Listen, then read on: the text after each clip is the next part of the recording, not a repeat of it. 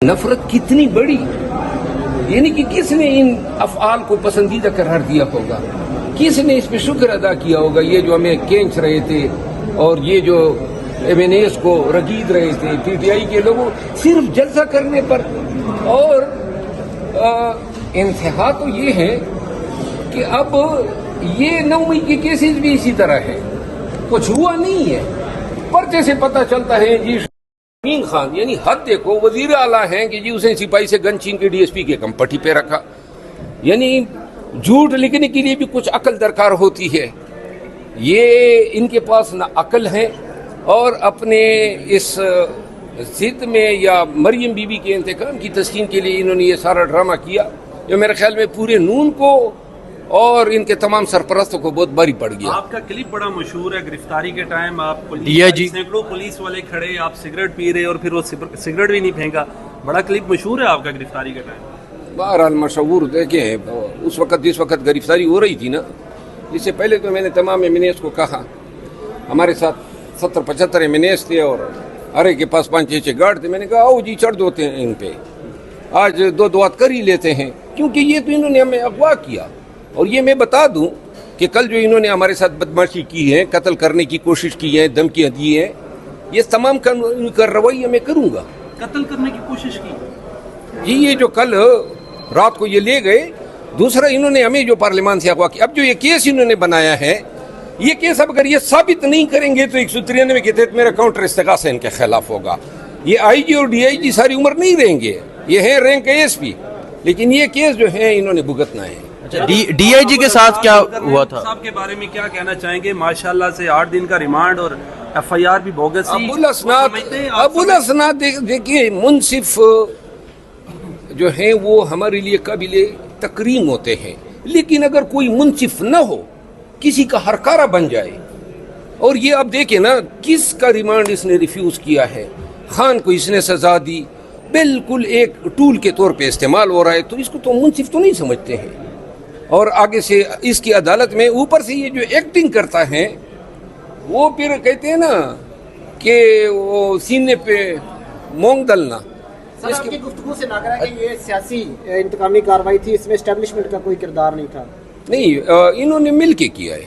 अच्छा, DIG के साथ क्या मुकालमा हुआ था आपको जब लेके गए हैं? वो मैंने बता दिया, वो जो है रात को ले गए, आंखों पे पट्टी बांधी, फिर घुमाया, फिर आया, फिर कमरे में बैठा, 9mm का पिस्तौल रखा हुआ, नकाब लगाया हुआ था, तो उसका ख्याल था तड़ी दूंगा।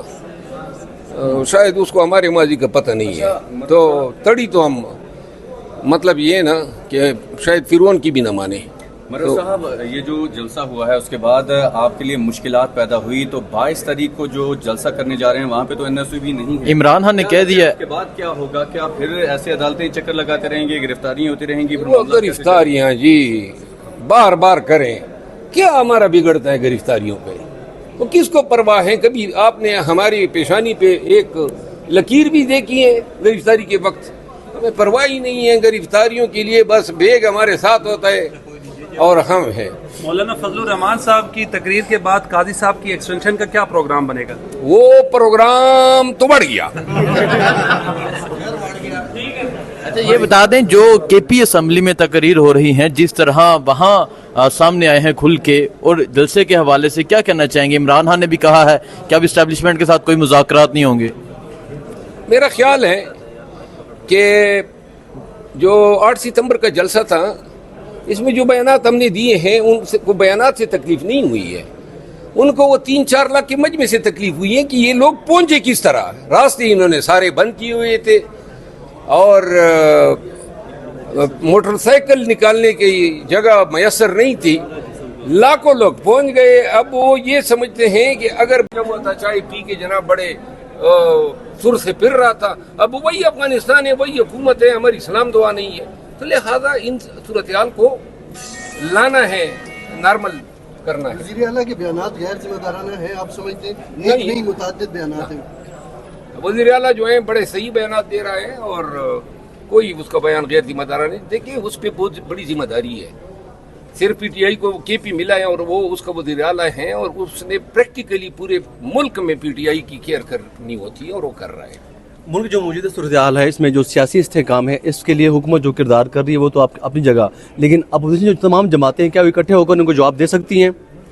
देखिए, मैंने आज जो असेंबली में तकरीर की और मैंने ये बात कही, ये जो खिंचाव है ना असेंबली के अंदर, देखिए सरदार एजाज सादिक ने बड़ा अच्छा इनिशिएटिव लिया है, एक जस्टर ऑफ गुड विल दिया है, एक हैंड ऑफ कोऑपरेशन जो है बढ़ाया है, तो लिहाजा जरूरत इस अमर की है कि कम से कम डायलॉग ना हो, लेकिन ऐवान के अंदर माहौल तो ऐसा हो कि एक दूसरे की तरफ सलाम दुआ तो कर सके।